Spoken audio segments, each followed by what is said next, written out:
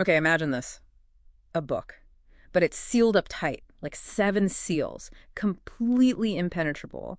And it's so important that basically no one in heaven or earth is found worthy enough to even open it. What could possibly be inside?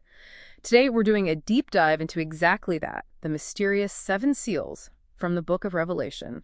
We'll try to unpack their meaning, and we're pulling in connections from, well, maybe unexpected places like Jeremiah and Ruth. We want to understand what this book is, why it's sealed, and what happens when it's finally opened, because it seems like it's about more than just prophecy. It's about redemption, right? Restoring something lost. That's exactly right. And what's fascinating is that the sources we looked at suggest this book isn't just, mystical scroll. Think of it more like a deed, a title deed. A deed, okay, like for property. Precisely. For something incredibly vital. The sources suggest it's the deed for the land, maybe even the physical body, originally given to Adam. Wow, okay. A deed to the earth and ourselves. So why was it sealed? What happened? Well, the understanding is that Adam, through sin, he sort of forfeited this inheritance. He lost it. Lost it how? It led to the land being cursed. The texts talk about thorns and thistles springing up.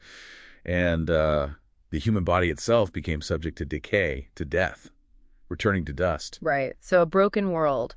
Struggle, suffering. Exactly. A sort of survival of the fittest scenario kicks in. And there's this idea of a spiritual adversary, Satan, having gained some kind of control. The huge question then became, how do you reverse that? Adam couldn't do it on his own. He just couldn't reclaim what was lost. Okay, so if Adam can't fix it, who can?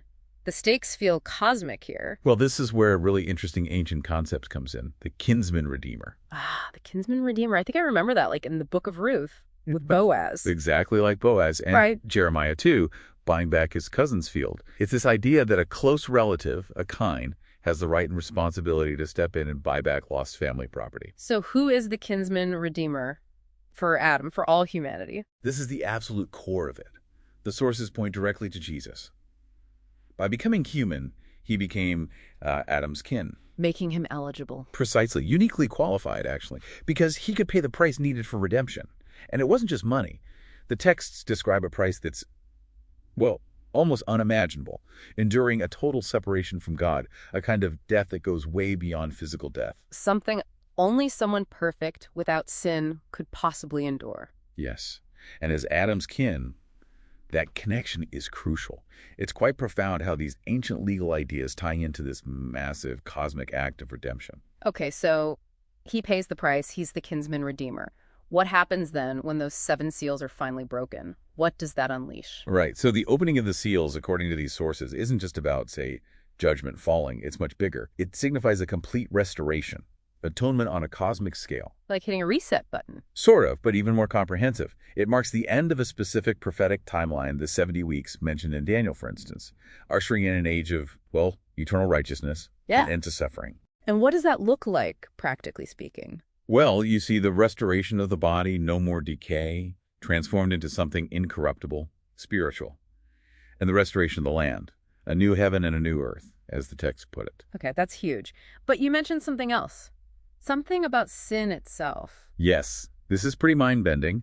The idea is that this whole process, God's plan unfolding, it actually removes the possibility of sin from creation going forward. Removes the possibility. How? Especially for angels. They watch this whole drama unfold, God's love, his justice, the cost of redemption, Jesus' faithfulness even to death. It's presented as the ultimate demonstration. It proves God's way is right, his commands can be kept, and his character is perfect. This observation, this proof, apparently solidifies their free will decision for God forever. Wow. So it settles cosmic questions for everyone, for all time. That seems to be the implication. Which brings us back to the beginning. John weeping because no one could open the book. Makes sense now. Exactly. The sources are clear. Only one could do it. Someone who had personally overcome sin, who paid that ultimate price as Adam's kinsman. And who was also God himself. Perfect. Perfect. Without blemish. Yeah. Angels couldn't do it. They aren't Adam's kin. They aren't God. They didn't bear the curse in the same way. Only Jesus fit all the criteria. So wrapping this up, this deep dive shows the 7 seals aren't just some obscure prophecy. They're tied into this incredibly detailed plan for cosmic redemption, carried out by the ultimate kinsman redeemer. It really makes you think, doesn't it? As you reflect on all this, maybe consider what it means for our own ideas about justice and love and even free will.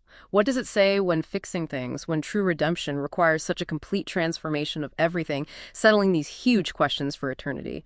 What does this incredible story teach you about the real cost of restoration and maybe the power of one perfect act of love? Something to ponder.